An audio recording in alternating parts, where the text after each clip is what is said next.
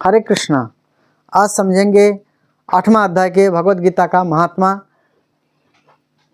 भगवान शिव जो है पार्वती को सुना रहे हैं पार्वती के प्रश्न करने पर, और आगे जो भगवान शिव वही बात को दोहरा रहे हैं जो माता लक्ष्मी ने भगवान विष्णु को प्रश्न किए थे। श्री भगवान शिव कहते हैं, देवी अब 8वें अध्याय का महात्मा सुनो। उसके सुनने से तुम्हें बड़ी प्रसन्नता होगी। जो लक्ष्मी जी के पूछने पर भगवान विष्णु उन्हें इस प्रकार 8वें अध्याय का महात्मा बतलाया था। दक्षिण में अमरदकपुर नामक एक प्रसिद्ध नगर है। अमरदकपुर नामक एक प्रसिद्ध नगर है। यहाँ भाव शर्मा नामक एक ब्राह्मण रहता था। भाव शर्मा नामक एक वेश्या को अपना स्त्री बनाकर उस ब्राह्मण ने रखा था। यह मांस खाता, मदिरा पीता, श्रेष्ठ पुरुषों का धन चुराता, पराई स्त्री से व्यभिचार करता और शिकार खेलने में दिलचस्पी रखता था।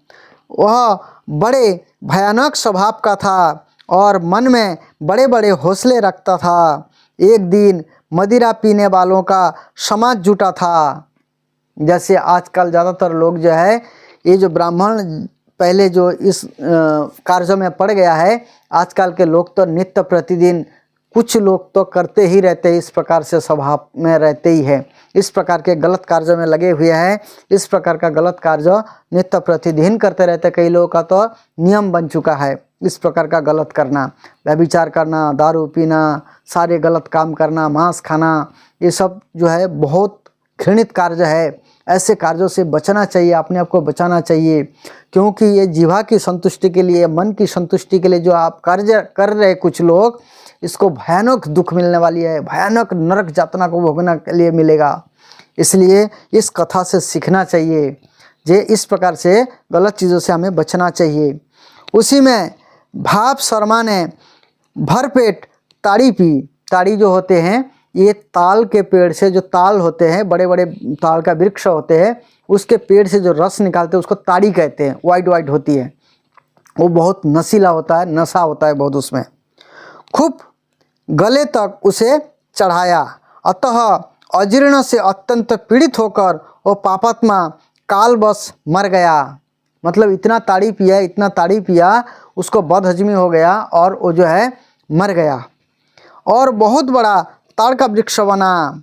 जो ताड़ का वृक्ष है वो बहुत बड़ा वृक्ष के रूप में प्रकट हुआ।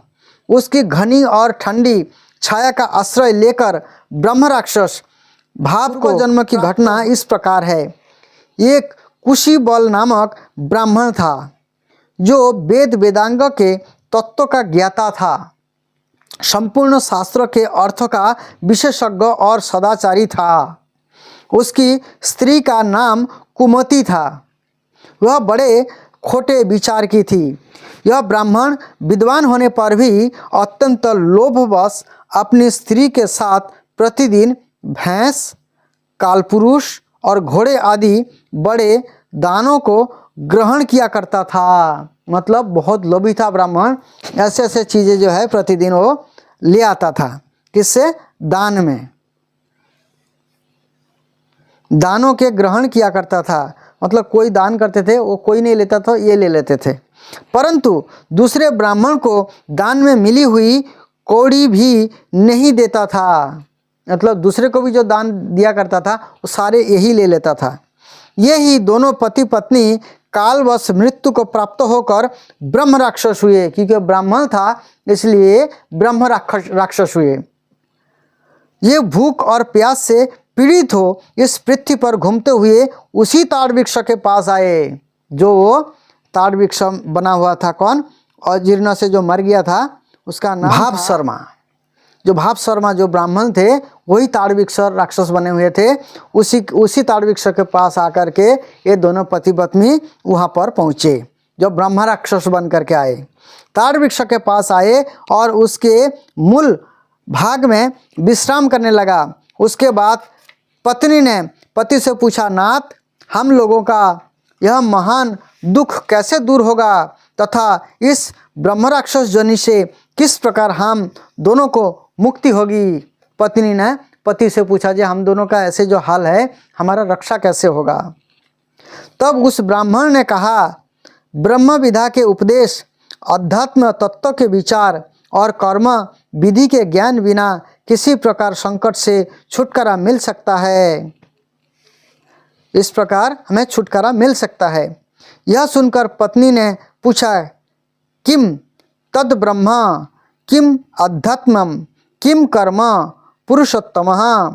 पुरुषोत्तम, यह बाह्य क्या है, आध्यात्म क्या है और कर्म कौन सा है। उसकी पत्नी इतना कहते ही जो आश्चर्य की घटना घटित हुई उसको सुनो। उपयुक्त वाक्य गीता के 8वें अध्याय का आधा श्लोक था। उसके श्रवण से वह वृक्ष उस समय ताड़ के रूप को त्याग कर भाप शर्मा नामक ब्राह्मण हो गया। फिर से वो जो ताड़ का वृक्ष था, भगवत गीता के 8वां अध्याय के एक चौपाई था, उसको सुन करके वो वृक्ष जो है अपना फिर से नाम से ब्राह्मण के नाम से हो गया, भाप शर्मा नामक ब्राह्मण हो गया। तत्काल ज्ञान होने से विशुद्ध चित्त होकर वह पाप के चोले से मुक्त हो गया तथा उस आधे श्लोक के ही महात्मा से ये पति पत्नी भी मुक्त हो गए। ये श्लोक कौन बोले थे? उनके पत्नी ने बोली थी। किम तद ब्रह्म, किम अध्यात्मम, किम कर्म पुरुषोत्तमः, इतना बोले थे। उनके मुख से दैवात ही 8वें अध्याय का आधा श्लोक निकाल पड़ा था, दैववश, अचानक। तदंतर आकाश से एक दिव्य विमान आया और ये दोनों पति पत्नी उस विमान पर आरूढ़ होकर स्वर्गलोक को चले गए। केवल इतना सा भगवत गीता के 8वां अध्याय के एक चौपाई याद करते ही वो भगवत धाम को चले गए। जो भगवत गीता के पूरा अध्याय का पाठ करता है उनके साथ क्या होता है? आरूढ़ होकर स्वर्गलोक को चले गए। वहाँ का यह सारा वृत्तांत अत्यंत आश्चर्यजनक था। उसके बाद उस बुद्धिमान ब्राह्मण भाप शर्मा ने आदरपूर्वक उस आधे श्लोक को लिखा और देव जनार्दन की आराधना करने की इच्छा से वह मुक्तिदायिनी काशीपुरी में चला गया। उस ब्राह्मण फिर वहाँ से जो ताड़ वृक्ष बना हुआ था, जब इन लोगों ने जो पति पत्नी जो है भगवान स्वर्गलोक को चले गए, स्वर्गलोक में विमान में बैठ करके, तब ये क्या किया, उन्होंने आधा श्लोक को लिखा और काशीपुरी की ओर चला गया, जो काशी वाराणसी में है। वहाँ पर उधर के लिए भगवान शिव जी के मंदिर की ओर चले गए। वहाँ का यह सारा वृत्तांत अत्यंत आश्चर्यजनक था। इसके बाद उस बुद्धिमान ब्राह्मण भाप शर्मा ने आदरपूर्वक उस आधे श्लोक को लिखा और देव जनार्दन की आराधना करने की इच्छा से यह मुक्तिदायिनी काशीपुर में चला गया, क्योंकि काशी जो है मुक्तिदायिनी जगह है, मुक्ति का स्थान है। जो काशी में मरता है उसे मुक्ति अवश्य ही मिलती है। वहाँ उस उदार बुद्धि वाले ब्राह्मण ने भारी तपस्या आरंभ की।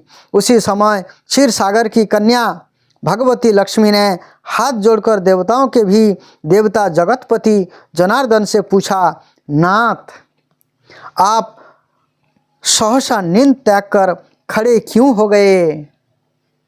भगवान को जो है जब खड़े हो गए भगवान, तो माता लक्ष्मी ने इस प्रकार प्रश्न पूछा। श्री भगवान बोले, देवी, काशीपुर में भागीरथी के तट पर बुद्धिमान ब्राह्मण भाप शर्मा मेरे भक्ति रस से परिपूर्ण होकर अत्यंत कठोर तपस्या कर रहा है। वह अपनी इंद्रियों को बस में करके गीता के 8वें अध्याय के आधे श्लोक का जप करता है। भगवान लक्ष्मी जी को कह रहे हैं, क्योंकि इतना भाव विभोर हो गए भगवान, तो भगवान खड़े हो गए। ये देख करके लक्ष्मी जी बोलते, आप खड़े क्यों हो गए अचानक?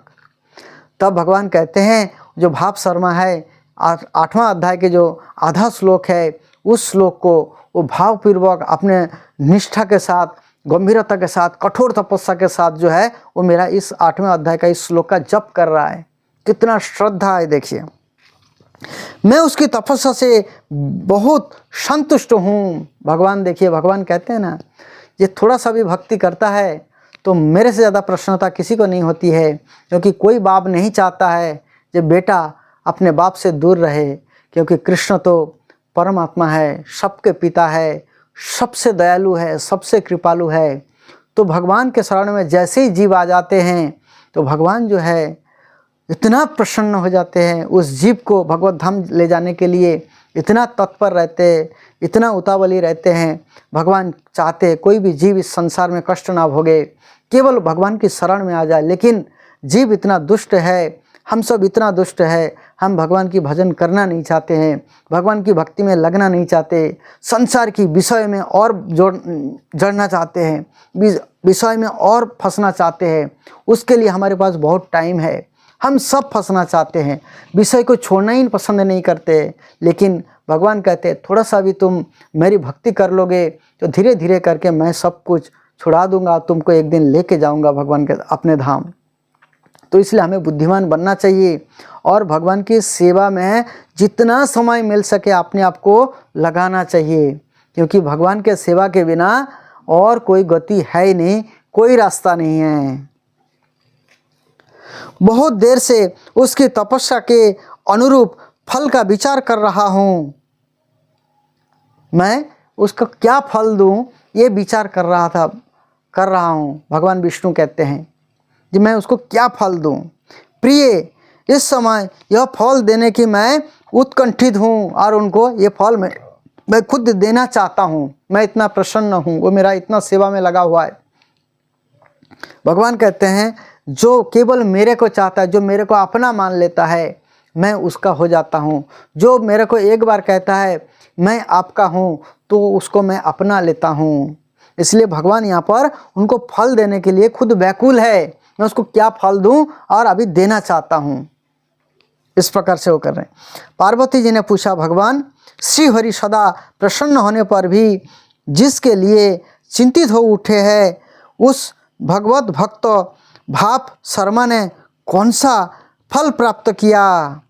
भगवान के इस बात को सुन करके माता पार्वती ने शिव जी को प्रश्न किए। श्री महादेव जी बोले, देवी द्विज श्रेष्ठ भाप शर्मा प्रसन्न हुए, भगवान विष्णु के प्रसाद को पाकर अत्यंतिक सुख अर्थात मोक्ष को प्राप्त हुआ तथा उसके अन्य वंशज भी जो नरक यातना में पड़े थे उसी के शुद्ध कर्म से प्राप्त हुए। देखिए, केवल कुछ नहीं किया उन्होंने, केवल 8वां अध्याय का जो है केवल श्रद्धा पूर्वक जप किया और कोई बहुत बड़ा तोप नहीं मारा, बहुत ज़्यादा डिग्री हासिल नहीं किया, केवल प्रेम पूर्वक आदर पूर्वक जो है उन्होंने भगवान के मन लगाया, भगवत धाम को प्राप्त हुए। पार्वती, यह 8वें अध्याय का महात्मा थोड़े में ही तुम्हें बताया है, इस पर सदा विचार करते रहना चाहिए। भगवान शिव जी कहते हैं इस प्रकार तुम्हें विचार करो। ये थोड़ा सा भगवत गीता के एक चौपाई जो है, इतना सुनने के बाद, इतना जप करने के बाद भगवान ऐसे फल देते हैं। तो भगवत गीता के 8वां अध्याय को हम पूरी तरह से करेंगे तो कितना भगवान फल देंगे, सोचिए। तो इसलिए हमें आदर पूर्वक और सावधानी के साथ जो है भगवान में मन लगाना चाहिए। श्रीमद् भगवत गीता के 8वां अध्याय का जो है प्रेम पूर्वक हमें जप करना चाहिए और प्रयास करना चाहिए इस कलयुग युग में हरे कृष्ण महामंत्र का जप करने का। हरे कृष्ण कृष्ण कृष्ण हरे हरे, हरे राम राम राम हरे हरे, इस मंत्र का ज़्यादा से ज़्यादा जप करें। श्रीमद् भगवत गीता का जो है पठन करें आदर पूर्वक। भगवान ने जो हमारे लिए उपदेश दे रखे हैं उसको जीवन में पालन करने का प्रयास करें। हरे कृष्ण।